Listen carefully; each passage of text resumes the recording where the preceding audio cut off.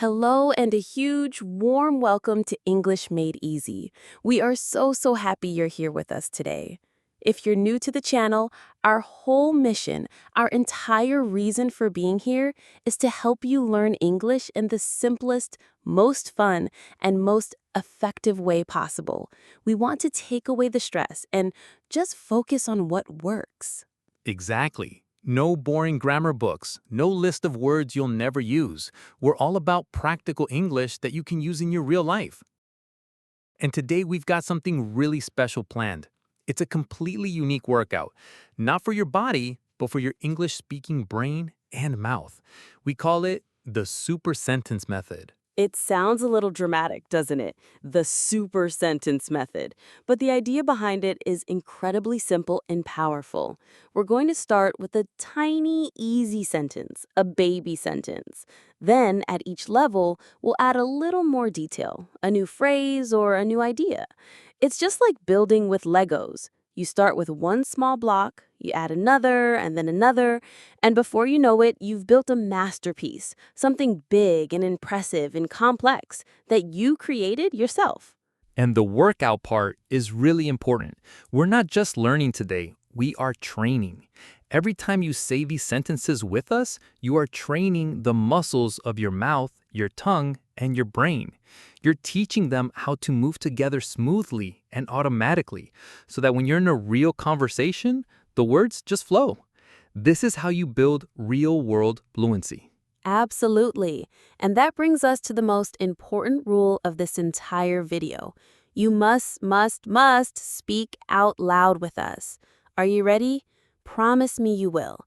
Even if you're on a bus and you're just whispering to yourself, or you're at home and you feel a bit shy, say it with us. This is how you build the natural rhythm of a native speaker. It's the secret ingredient. So, are you ready to start our workout? Let's do it. Let's build our first Lego block. Okay, here we go. The absolute simplest start to our story. It's just two words, a subject and a verb. I want you to listen and then say it with me. Ready? A man walked. A man walked. Your turn. Let's say it together one more time, nice and clear. A man walked. That's it. That's level 1. Super easy, right? It's the base of everything we're going to build. But it's also a little boring. A man walked. Where did he walk? Why did he walk? We have no information. It's like the first scene of a movie with just a black screen. We need to add some color, some detail. I agree. It feels incomplete. Let's give our man a location. Let's put him somewhere. This is what we do in English all the time. We start with the main idea, a man walked, and then we add details to make the picture clearer for the listener. Let's add that next piece. Okay, for level 2, we're going to add a simple phrase that tells us the location. We're adding a prepositional phrase, which is just a fancy way of saying we're answering the question, where? Here is the new sentence. Listen carefully. A man walked in the park. A man walked in the park. Okay, much better. Now I have a picture in my mind. I see trees, maybe some grass, a path. It's starting to feel like a real story. Exactly. Let's all say it together. Remember, speak out loud. Let's focus on the flow. The words should connect smoothly, not a man walked in the park, but a man walked in the park. Listen again. A man walked in the park. Your turn. Say it with us.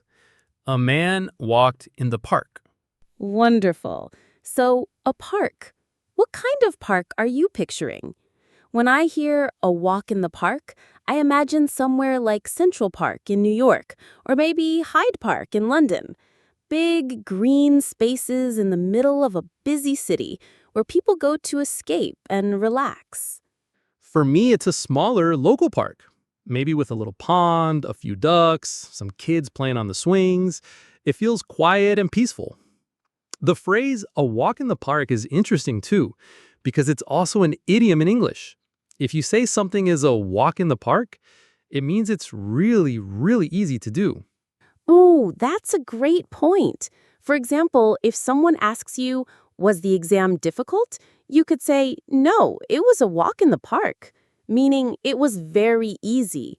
But in our sentence, we mean it literally. He is actually physically walking in a park. Right. So we know where he is, but we still don't know anything about him. Who is this man? How is he feeling? Is he happy, sad, angry? The story's still missing emotion. Let's give him a feeling. Let's do that. In this next level, we're going to add just one word, a single adjective. But this one word is going to completely change the feeling of our sentence and our story. It's amazing how one word can do that. Here's the new sentence. Listen carefully. A stressed man walked in the park. A stressed man walked in the park. Okay, now the story has a mood. It's not just a happy walk anymore. The word stressed makes me feel a little bit sorry for him. I want to know why he's stressed. What happened to him? It makes you curious, doesn't it? Let's say it all together. Feel the emotion of that word. Stressed. Your shoulders might feel a bit tight when you say it. A stressed man walked in the park. Let's try that again. Join us. A stressed man walked in the park. We all know this feeling, right? Stressed is such a common word because it's such a common feeling. You feel stressed when you have too much work, or you have an important exam coming up, or maybe you have a problem in your family. It's a feeling of worry and pressure. I was so stressed last week. I had a huge project deadline at work, and my computer kept crashing. I could feel the stress in my neck and my shoulders. It's a very physical feeling sometimes. This guy, our man in the park, I bet he had a day like that. He's not walking for fun. He's walking because he needs to. He's trying to escape that feeling of pressure. That's a perfect way to put it. His walk has a purpose now. It's not just a random action. So if he's trying to escape the stress, maybe we should add that reason to our sentence. Why is he walking? Let's make the purpose clear. So we're going to expand our sentence again. This time, we're adding a clause of purpose. We're explaining the reason why he is doing the action. We do this in English all the time using the word to followed by a verb. For example, I went to the store to buy milk, or she is studying hard to pass her exam. Let's add this man's purpose. A stressed man walked in the park to clear his head. A stressed man walked in the park to clear his head. I love that phrase, to clear his head. It's such a visual expression. I imagine his head is full of clouds, worries, problems, lists of things to do. And this walk is like a fresh wind that blows all those clouds away, leaving a clear blue sky.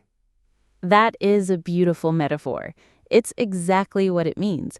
When you clear your head, you stop thinking about your problems for a while so you can feel calm and think more clearly later. Let's all practice saying this new, longer sentence. It's getting a bit more complex, so let's say it slowly at first. A stressed man walked in the park to clear his head. Now, let's try it a little faster, a little more naturally. Say it with us. A stressed man walked in the park to clear his head. How did that feel? You're starting to build a longer, more complex thought in one sentence. It's fantastic. This is a very common activity for people who feel stressed. They go for a walk or a run, or they listen to music. They do something to clear their head. What do you do to clear your head?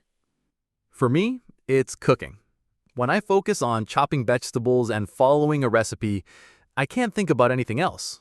It forces my brain to concentrate on one simple task, and all my worries just seem to melt away for a little while.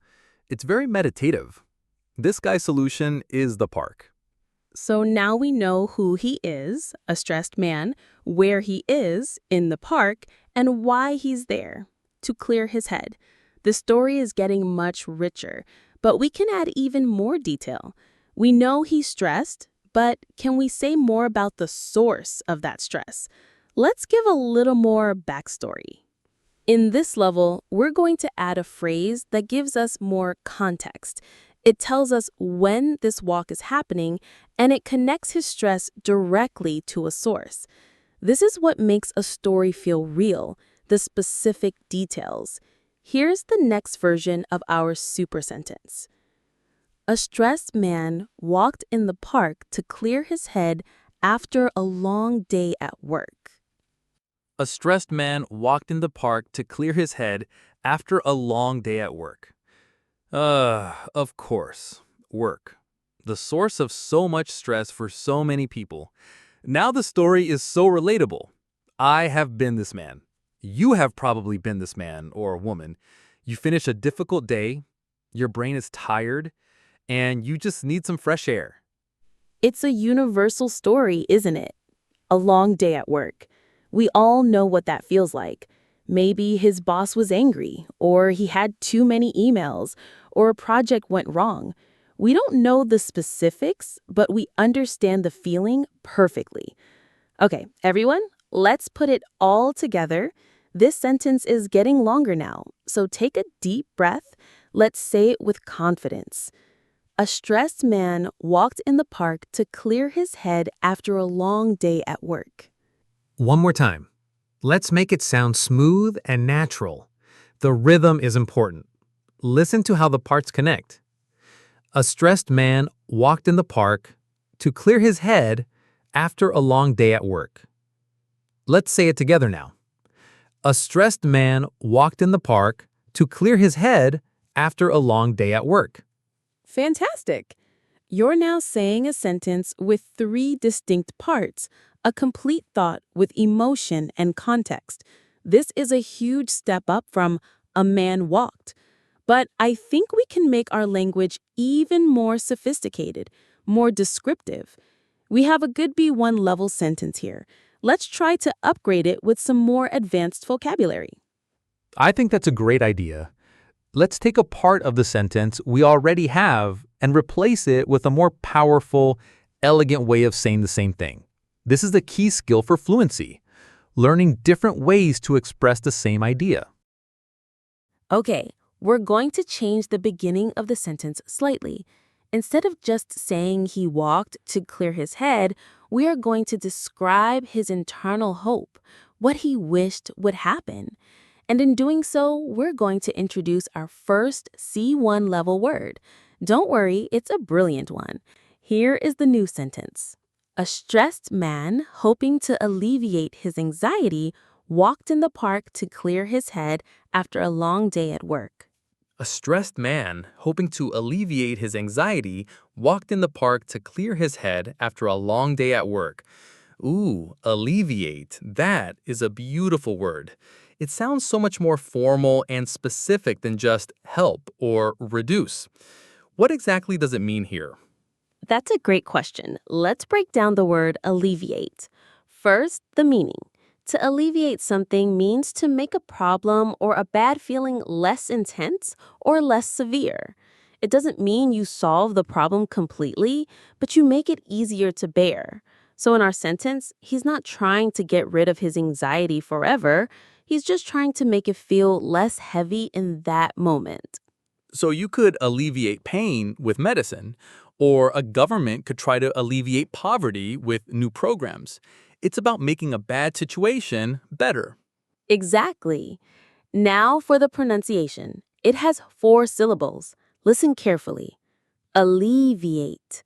Alleviate. The stress is on the second syllable, L-E. Let's say it slowly together. Alleviate. Alleviate. Alleviate. Perfect. And finally, for some easy synonyms, think of words like reduce, ease, or relieve. He was hoping to reduce his anxiety. He was hoping to ease his anxiety. Alleviate is just a more sophisticated way to say that. Got it. So he's not just clearing his head, he is actively trying to make his bad feelings weaker. This adds a layer of psychological depth to our character. He's being proactive about his mental health. Good for him. I agree. Okay, this is our longest sentence yet. It's a real challenge, but a good one. Let's practice it. We're going to say it slowly so you can fit all the parts in. Remember to speak with us. A stressed man, hoping to alleviate his anxiety, walked in the park to clear his head after a long day at work. A stressed man, hoping to alleviate his anxiety, walked in the park to clear his head after a long day at work. You are doing amazingly well. Our story now has a character, a location, a motivation, a backstory, and sophisticated vocabulary. But so far, nothing has really happened. He's just walking. A story needs an event. Something needs to change. Let's add a little bit of action to the story. We're at level 7 now, and this is where the plot begins. Our man is walking, trying to relax, and then something happens that interrupts his thoughts. We're going to add a clause starting with the word when to introduce a sudden event. Listen to how it changes the energy of the sentence. A stressed man, hoping to alleviate his anxiety, walked in the park to clear his head after a long day at work when he suddenly spotted a cat stuck in a tree. A stressed man, hoping to alleviate his anxiety, walked in the park to clear his head after a long day at work when he suddenly spotted a cat stuck in a tree. Ooh, an event. I love it. Now we have drama. A poor little cat stuck up in a tree, probably meowing for help. Our man was lost in his own problems, but now he is presented with someone else's problem. Precisely. His peaceful head-clearing walk is over. The word suddenly is key here. It tells us the event was unexpected. He wasn't looking for a cat. He just spotted it, which means he saw it or noticed it. This is a classic storytelling moment. The hero is given a challenge. It reminds me of so many movies. The main character is just living their normal life, and then, boom, something happens that changes everything. In this case, it's not an alien invasion. It's just a cat in a tree. But for him, in that moment, it's a big deal. Does he ignore it? Does he help? Let's practice this new, even longer sentence. It's a marathon. Take a deep breath. We'll go slow. A stressed man, hoping to alleviate his anxiety, walked in the park to clear his head after a long day at work when he suddenly spotted a cat stuck in a tree. Wow, that's a lot of words, but they all connect. They all flow together to tell a story. Let's try it one more time. Focus on the word suddenly. Give it a little bit of energy to show the surprise. A stressed man, hoping to alleviate his anxiety, walked in the park to clear his head after a long day at work when he suddenly spotted a cat stuck in a tree. Brilliant. So now we have a dilemma. Our stressed man has a choice to make. He could just keep walking. He's had a long day. It's not his problem. But maybe he's a good person. Maybe he feels he has to do something. This is where we can introduce a great idiom about making a difficult decision. Our man is faced with a choice. He probably doesn't want to climb a tree. He's tired, he's wearing his work clothes, but he sees the cat and he feels he has a responsibility. To describe this feeling of deciding to do something difficult that you don't want to do, we can use a fantastic idiom. Here is level 8. A stressed man, hoping to alleviate his anxiety, walked in the park to clear his head after a long day at work when he suddenly spotted a cat stuck in a tree.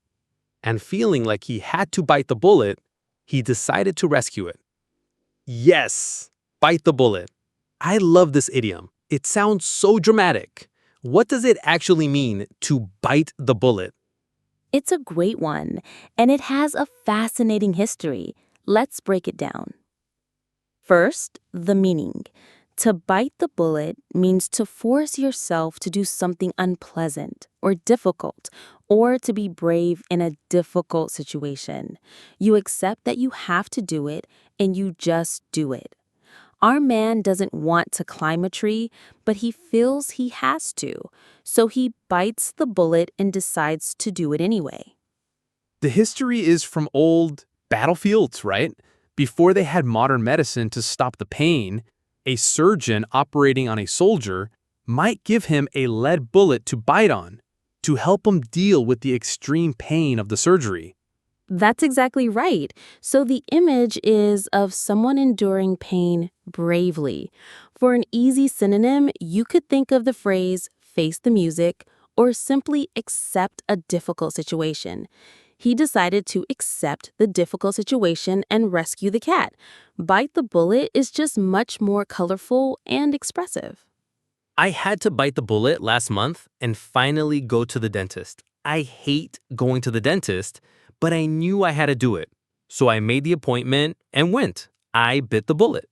Our hero here is biting the bullet for this cat. He's a good guy. He is. He's putting his own comfort aside to help.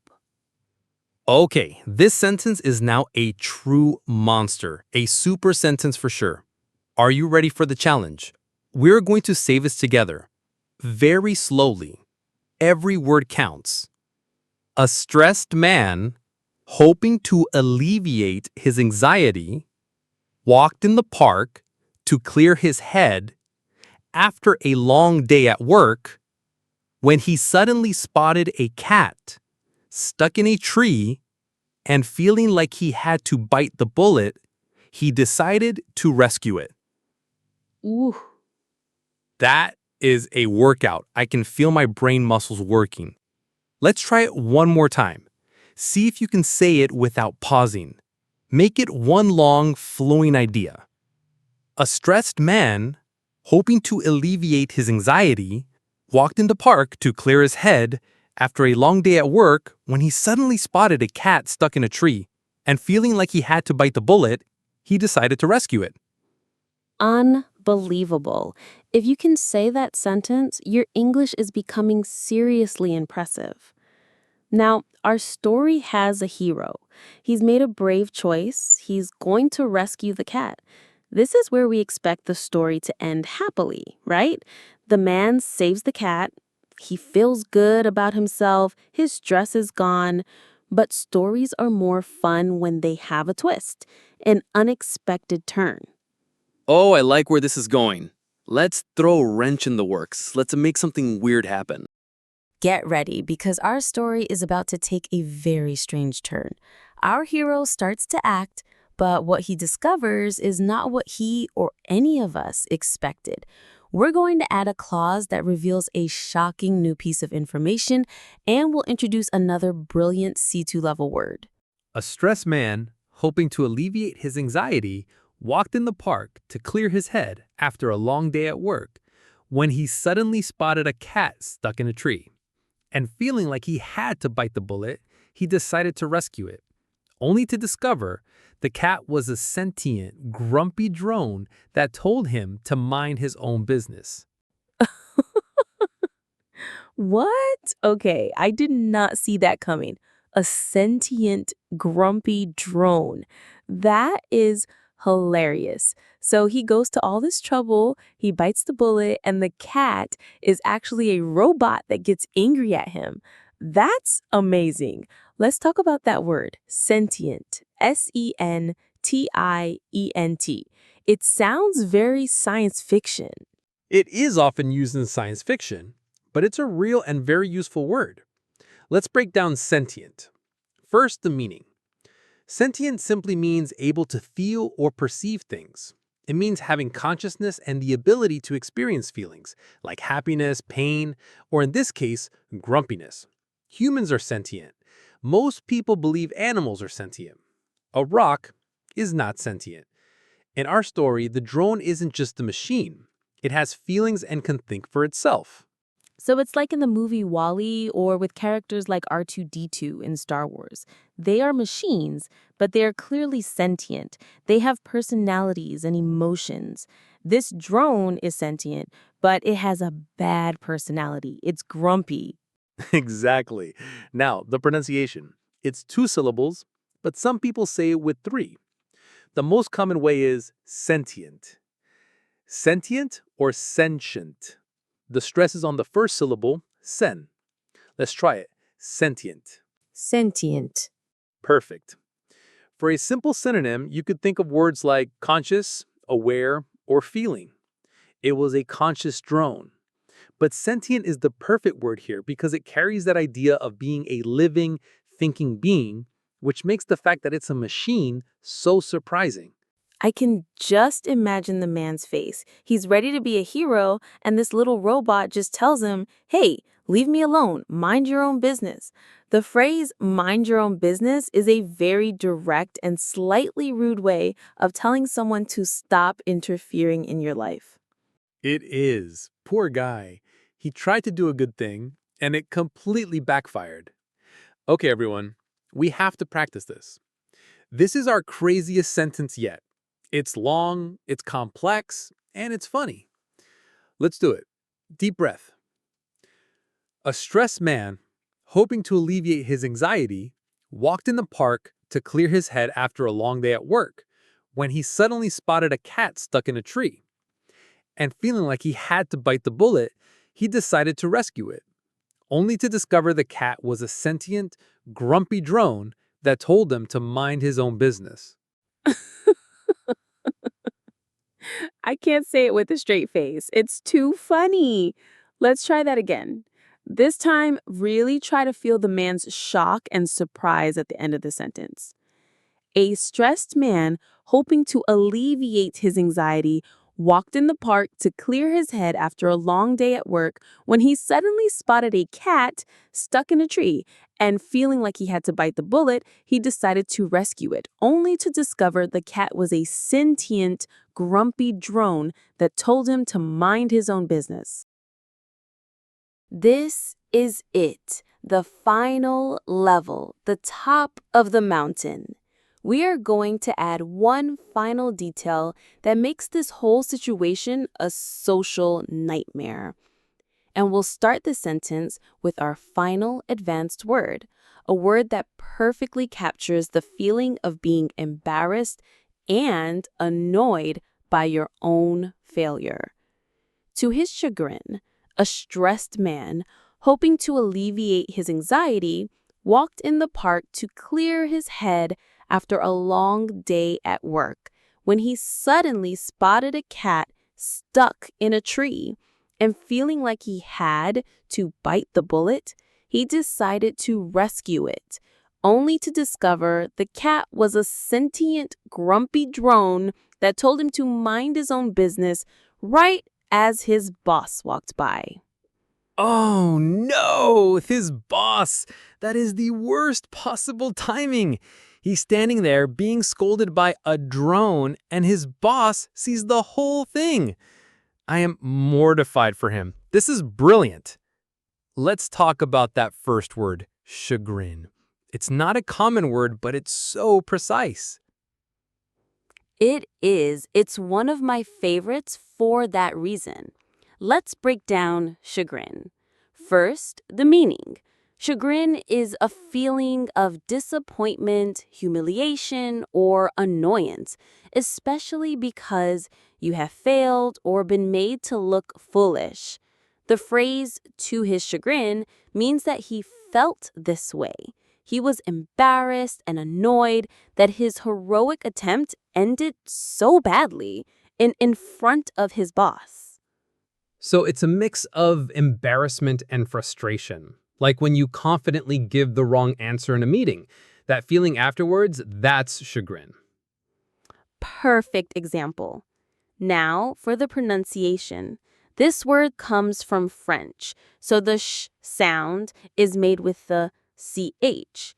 It has two syllables. Chagrin. Chagrin. The stress is on the second syllable, grin. Let's say it together. Chagrin. Chagrin. Chagrin. Fantastic! For some easy synonyms of the feeling, think of annoyance, embarrassment, or disappointment. But chagrin captures all of those feelings in one perfect word. Much to his annoyance and embarrassment, his boss walked by. The timing is just perfect comedic writing. Right as his boss walked by, not before, not after, but at that exact moment of maximum embarrassment. I can't imagine what his boss must be thinking. Is my employee arguing with a toy? This poor man's attempt to alleviate his stress has just made it a million times worse. It's a complete disaster, and it is our final, complete, magnificent super sentence. This is the ultimate test. It has advanced vocabulary, an idiom, complex clauses, and a full story with a beginning, middle, and a very funny end. Are you ready to say the whole thing? We will do it together. We will do it slowly and carefully. Let's conquer this sentence. To his chagrin, a stressed man, hoping to alleviate his anxiety, walked in the park to clear his head after a long day at work when he suddenly spotted a cat stuck in a tree, and feeling like he had to bite the bullet, he decided to rescue it, only to discover the cat was a sentient, grumpy drone that told him to mind his own business right as his boss walked by. Oh, wow. We did it! You did it! That is an incredible achievement. You have just said a sentence that many native speakers would find complex. You should be so proud of yourself. Absolutely. Let's not stop now. We've done the hard work, now let's enjoy it. This is the final repetition. We're going to say it one last time, but this time at a more natural native speed. Don't worry if you stumble. Just try to keep up with the rhythm. This is the final victory lap. Ready? To his chagrin, a stressed man, hoping to alleviate his anxiety, walked in the park to clear his head after a long day at work when he suddenly spotted a cat stuck in the tree, and feeling like he had to bite the bullet, he decided to rescue it, only to discover the cat was a sentient, grumpy drone that told him to mind his own business right as his boss walked by. Whew, that was an incredible workout. You have officially completed the Super Sentence Challenge. You built something amazing from just two small words. That feeling of embarrassment in our story, when the boss shows up at the worst possible moment, it's a universal fear, isn't it? It really is. And that brings us to your mission, your cool down speaking challenge. Our story was about an awkward, embarrassing moment. Now it's your turn. We want to tell us a story. Tell us about a time you felt really embarrassed. It could be at work, at school, with your friends, anywhere. What happened and how did you handle it? Try to write your story down in the comment section below. And please do not worry if you make grammatical mistakes or spelling errors. That is not important. The goal is to communicate, to tell your story. Exactly. The comment section is a safe space to practice. Everyone here is a learner, and we can all help each other. Reading other people's stories and offering corrections or encouragement is one of the best ways to learn. Thank you so much for joining us today and for working so hard. Make this kind of practice a daily habit. Take a simple sentence and try to add to it. You will be amazed at how quickly you can improve your English fluency and confidence. Keep practicing, keep speaking, and we will see you in the next video. Bye for now.